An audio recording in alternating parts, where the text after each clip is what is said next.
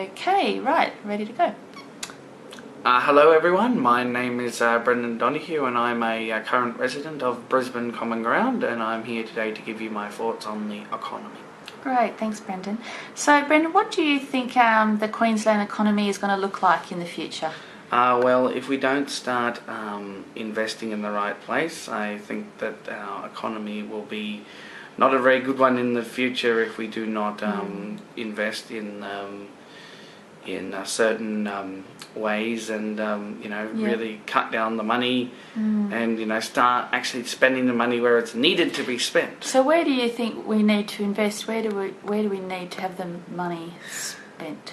We need the money spent on we need to have it spent on IT.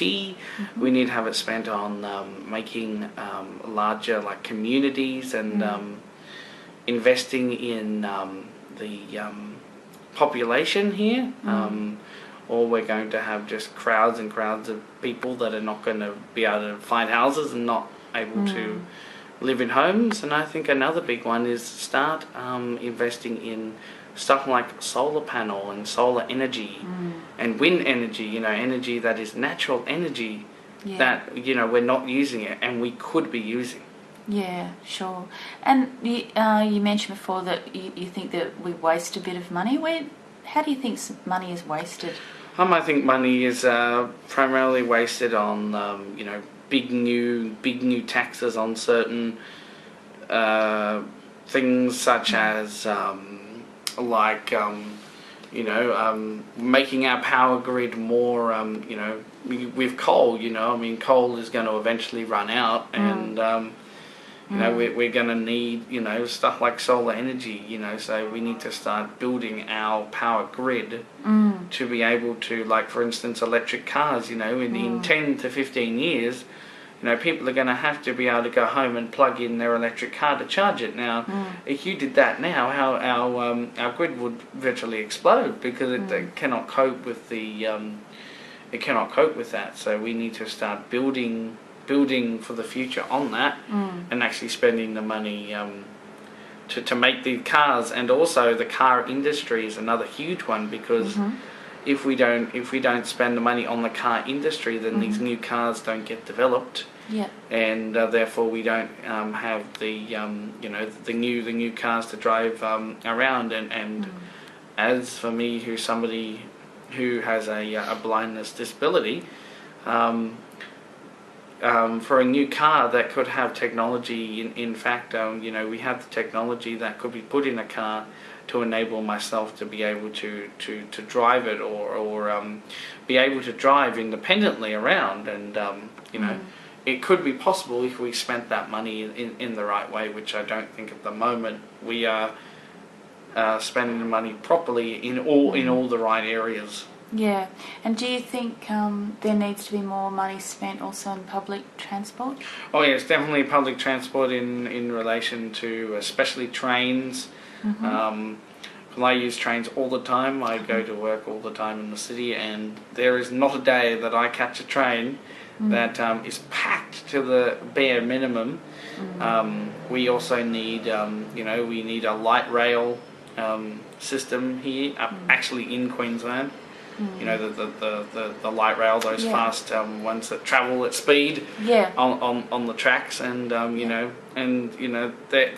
has been a project going on, but it's taken far too long, and I think that's part of the reason that at the moment the government has all these fantastic ideas, but they're not coming in, for instance, until 2016, 17, 18, when we actually need them in the next 2 years, 2015, or even at the end of this year going into 2014, to be able to prepare Brisbane for the influx of people, because we're not going to get any smaller. Yeah, that's right. And the other thing is, of course, how increasingly this relates to the economy, how difficult people are finding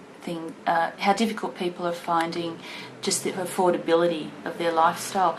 How do you think the government can kind of help people just be able to manage these increasing costs in our life? I think for one, the government should stop privatising everything, because that has been partly the reason why things have skyrocketed. For instance, the power people, when they privatised all the power, it was stated that it would not go up, and it skyrocketed, like water. Yeah. And I think also, primarily giving, some benefits. For instance, a benefit could be like a Woolworths card that has like $100 on it or $50 on it for shopping. That somebody can go out and do their local shopping, every so often. It doesn't have to be every week or anything. It can be, and it can be every so often that that was a nice, just a nice little helping hand, of that, giving somebody a nice little touch, or every so often, like when we had that collapse, when we had that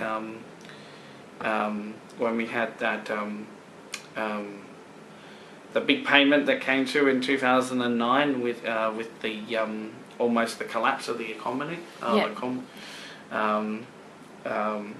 GFC. The GFC, with that one, which I think that stabilised it and did a good thing, and also the other big thing that they should be also doing is looking how we can be cleaner and more efficient with things, like for instance getting rid of plastic bags and replacing them with things that aren't going to reusable stuff that people can be reusable, because I travel a lot into other states and territories, and I can see, like for instance at Coles in another state of Queensland, they give you a cloth bag. You don't have to buy it. They physically give you a bag.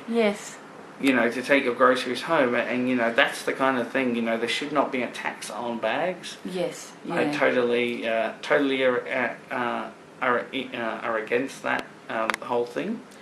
But if they started doing that, for instance, we would have less, things going into the, whole bad waste not going into the soil, and therefore, we have a better, cleaner. And this also goes back to my first point, which is the whole thing of renewable energy, such as the sun and the wind and all those things. That if we started using more of that, then we would have a cleaner